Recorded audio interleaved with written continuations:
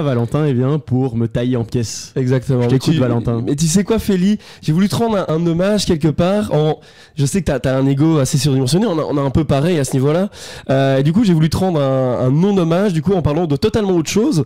Donc aujourd'hui, je vais parler un peu de l'actualité musicale de la semaine. Quelle est-elle, Félicien? Il y a des trucs qui sont sortis, non? Oui, par exemple. Si je te parle de civilisation, tu vas me dire. Bah oui, il y a Orelsan. Voilà, donc aujourd'hui. Tu vas faire un top 10 de l'album d'Orelsan. Peut-être pas top 10, mais j'ai décidé de ne pas froisser ta sensibilité quand même. Voilà, j'ai envie de te voir pleurer à la radio. Personne ne respecte le thème. Du coup, j'ai décidé de parler du dernier album d'Orelsan. Donc je pense que ce n'est pas assez inaperçu pour personne, que vous l'adoriez, que vous le détestiez, alors que vous n'en avez rien à faire de lui. Le 4e album d'Orelsan, sorti la semaine passée, est un véritable carton. On peut même dire que c'est un euphémisme, car celui-ci s'est vendu à plus de 95 000 exemplaires lors des 3 premiers jours de sortie, qui constitue aujourd'hui le record absolu de vente pour un album de rap dans toute l'histoire de l'industrie.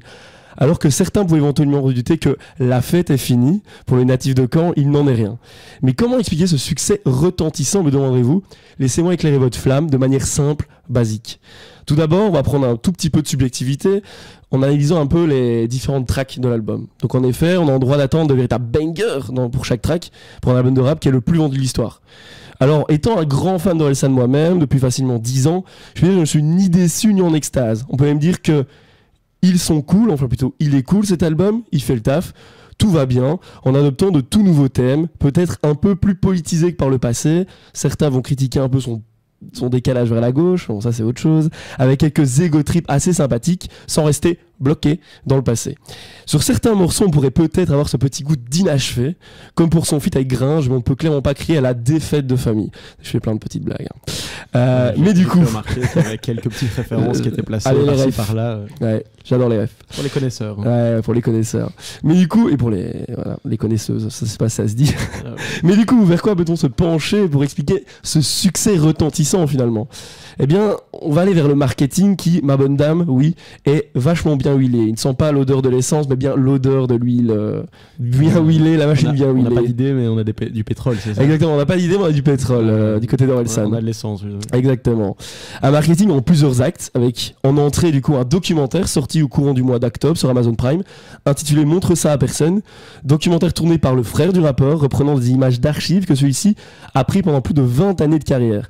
Un montage efficace, des images inédites de l'artiste, un grand nombre d'intervenants gravitant tout autour de l'artiste comme Stromae ou encore Maître Gims, et vous avez là un des contenus le plus streamé de l'année en francophonie.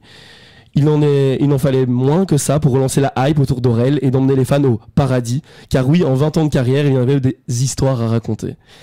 Mais alors, quand est-ce que s'arrête la hype finalement? Eh bien pas encore maintenant, car par la suite, les réseaux sociaux sont en effervescence. Aurélien vient annoncer son 4e album solo dans la foulée du documentaire. Et pour couronner tout, des éditions limitées reprenant des infographies relatives à tous les morceaux de l'album.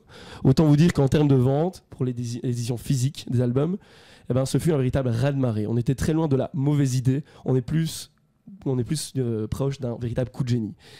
Et nous passons maintenant au dessert, au plat de résistance, ce que vous voulez, au dernier coup marketing autour de son album. Donc 5 tickets d'or qui ont été distribués aléatoirement dans des versions physiques des albums d'Orelsan à travers la France, la Belgique ou encore la Suisse. Mais à quoi donne accès cet ticket d'or, Félicien?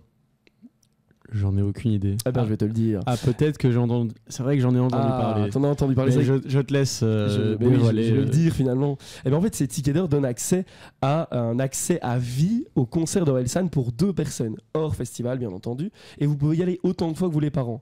D'ailleurs, à l'heure où j'écris ces lignes, un seul ticket a été trouvé.